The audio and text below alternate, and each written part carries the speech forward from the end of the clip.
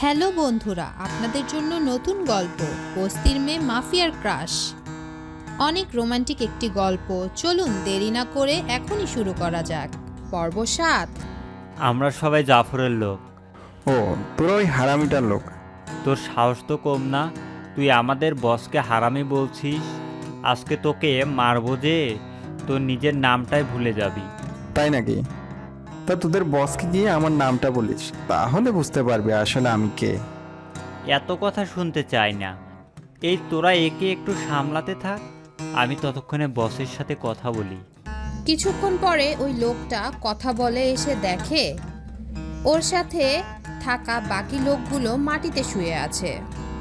এটা দেখে ওই লোকটা ভয় পেয়ে ওখান থেকে চলে যায়। লোকটা যাওয়ার পর সবাইকে কাজ বুঝিয়ে দিয়ে চলে আসে ওখান থেকে। এইদিকে ইরা কাজ শেষ করে খাবার খাচ্ছে, তখনই আকাশের কথা মনে পড়ে। কেমন আছো? এই তো ভালো। তা ম্যাডাম, আজকে এতদিন পর কি মনে করে কল দিয়েছ? কেন, আমি কি আমার হবু বরের সাথে কথা বলতে পারি না? তা তো পারো, কিন্তু আজকে মৌসুম অন্যদিকে ঘুরে গেছে, তাই অবাক হচ্ছি। ও, কোনো ব্যাপার না। তা যে জন্য তোমাকে কল দিয়েছি, কি জন্য দিয়েছ? আমাদের পরীক্ষা আর 10 দিন পর শেষ হবে, তাই আমি চাই তখন আমরা বিয়ের কাজটা শেষ করব। এত তাড়াতাড়ি কি তোমার মা বাবা রাজি হবে? ওনাদের তো বোঝাতেও হবে। তাই তো, আমি তো এটা ভেবে দেখিনি। তাহলে তুমি ভাবতে থাকো। তাছাড়া আগে তোমার পরীক্ষা শেষ হোক, তারপর না হয় আমি তোমাদের বাড়িতে আসব। তারপর তোমার বাবা মার সাথে কথা বলে ওনাদের মন তো জয় করব। ঠিক আছে, তাহলে পরীক্ষা শেষ হোক। আচ্ছা, আমি এখন কাজ করব। ঠিক আছে, একটা কথা বলতে বলে গেছি। কি কথা? আমাকে এখন একটু দেশের বাইরে যেতে হবে। কি? তাহলে তোমার পরীক্ষার কি হবে? আমার তো পরীক্ষা হবে 20 দিন পর। ও হ্যাঁ, আমি তো ভুলেই গিয়েছি। তাহলে একটা কাজ করো তুমি। তোমার জন্য কসমেটিক আনতে হবে, তাই তো? আরে না, কসমেটিক লাগবে না। আসলে বাবার বুকের জন্য একটা বেল্ট লাগবে। ডক্টর বলেছিল এইগুলো আমাদের দেশে পাওয়া যায় না। চিন্তা করো না, সবই আনবো। তার সাথে তোমার জন্য কসমেটিক নিয়ে আসবো, যাতে করে বিয়েতে না কিনতে হয়। তোমার যেমন ইচ্ছে, বাবার ওটা আনলেই আমি খুশি হব। ঠিক আছে, আমি তাহলে এখন রওনা দিচ্ছি। ইরার সাথে কথা বলে আকাশ বের হয়ে যায়। পথে যাওয়ার আগে আবিরকেও সাথে নিয়ে যায়, কেননা ওখানে কিছু কাজ আছে যেগুলোতে আবিরকে প্রয়োজন হবে। ওরা কোথায় যাচ্ছে, কি জন্য যাচ্ছে তা তো আপনাদের বলতেই ভুলে গেছি। তাহলে চলুন আপনাদের সাথে এই নিয়ে আলোচনা করি। আকাশ ও আবি যাচ্ছে বর্তমানে আমেরিকায়। ওখানে জাফর ওর ছেলেকে নিয়ে পালিয়ে এসেছে। এখান থেকে জাফর এই দেশের মাফিয়ার সাথে কথা বলে আকাশকে মারার জন্য কি কি করতে হবে না হবে সব কিছুর জন্য প্ল্যান করার জন্য এসেছে। অন্যদিকে আকাশ এসেছে জাফর ও তার ছেলে বাংলাদেশে ফিরে আসার আগেই যেন ওদের মেরে ফেলতে পারে তার জন্য। কেননা জাফর যদি বাংলাদেশে আসে তাহলে আরও অনেক কিছু হবে। এতে করে আকাশের পরিবারও বিপদের মুখে তো পড়বেই, সাথে ইরার পরিবারও। সেজন্য মূলত আকাশের এখানে আসা। ওরা আমেরিকায় আসার পর এখানকার টপ মাফিয়ার সাথে দেখা করে। কেমন আছেন বস? এই তো ভালো। তুই কেমন আছিস? বস এই তো ভালো। তা এই ছেলেটিকে? ও ও আমার সহকর্মী। দেখতে তো ভালোই মনে হচ্ছে। বস, আমি আবির। বস, তোমার ব্যাপারে আমাকে বলেছে। তাছাড়া উনি আমারও বস। উনি কি করে আপনার বস হয়? তা তোমাকে জানতে হবে না। তাছাড়া তোমাকে উনি নিয়ে এসেছে, তার মানে উনি তোমাকে অনেক বিশ্বাস করে। নয়তো আমার সাথে দেখা করতে এইভাবে কাউকে নিয়ে আসতো না। আমি না একটা কথা বুঝতে পারছি না। কি কথা? আমার বসের সাথে আপনার পরিচয় কিভাবে? পরিচয় কেন হবে? উনি তো আমারও বস। কি উনি আপনার বস? আপনার বিশাল সাম্রাজ্য, অথচ উনি আপনার বস। বাংলাদেশে তো উনি খুব ছোট্ট একটা আস্তানা নিয়ে বসে কাজ করে। ও, তুমি বুঝবে না। এখন রেস্ট নাও। আমি লোকদের বলে দিব যাতে করে তোমাদের কোনো আপ্যায়নের ত্রুটি না হয়, সেজন্য ভালো করে থাকবে। উনি যতদিন এখানে থাকে না কেন?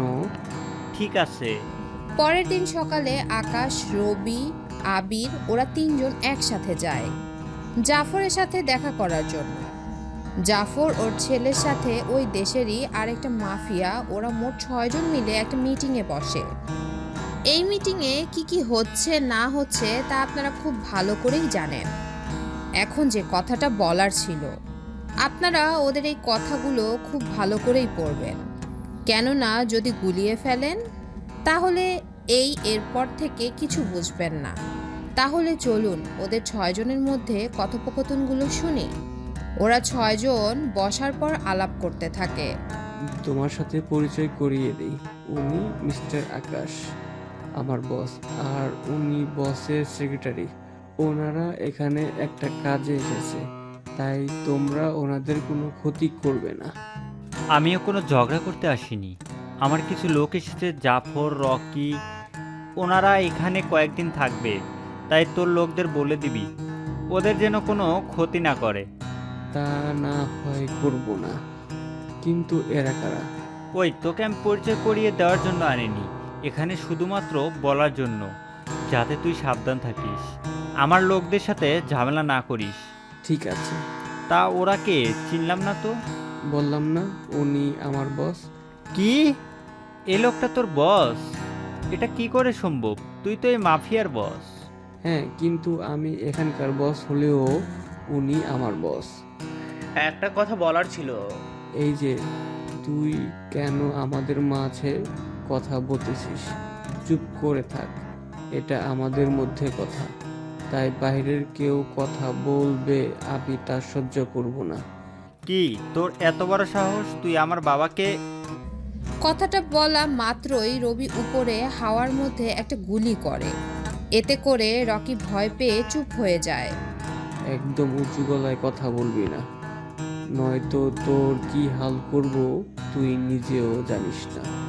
রবি, তুই কিন্তু বেশি বাড়াবাড়ি করতেছিস। তাহলে তোর লোকদের শান্ত থাকতে বল। আমার আর তোর মধ্যে যদি কথা বলতে আসে তাহলে পরের গুলি ওই খাবে। রকি, চুপ করে বসে যাও। এইদিকে আকাশ তো পারছে না জাফর ও রকিকে এখানেই মেরে ফেলতে, কিন্তু এখন মারা যাবে না, তাই কিছু বলছে না। অন্যদিকে তা রবি সাহেব, আপনার বসের মুখে মাস্ক কেন? তা কি আপনাকে বলতে হবে? না মানে সবাই মাস্ক ছাড়া, কিন্তু আপনি একা একা মাস্ক পরে আছেন, তা কেমন একটা দেখায় না? আপনি যদি চুপ না করেন। জাফর সাহেব, চুপ করুন না আপনি। কেন শুধু শুধু ঝামেলা করছেন? তাছাড়া আমাদের সাথে কোনো যোগাযোগ নেই, তাই চুপ করেন। যাক, তুই তাহলে বুঝতে পেরেছিস, এটাই অনেক। দেখুন, আমি আর রবি ছাড়া এখানে কারো বলা নিষেধ, তাই আপনি যতই রবির বস হন না কেন, বাইরে গিয়ে আপনার পাওয়ার দেখাবেন, এখানে কোনো রকম ঝামেলা করবেন না। সরি বস, আমি আপনাকে বাইরে গিয়ে সবটা বলবো। আসলে এখানে রুলস অনুযায়ী আমি ও সারা বাইরের কোনো লোক এখানে কথা বলতে পারবে না।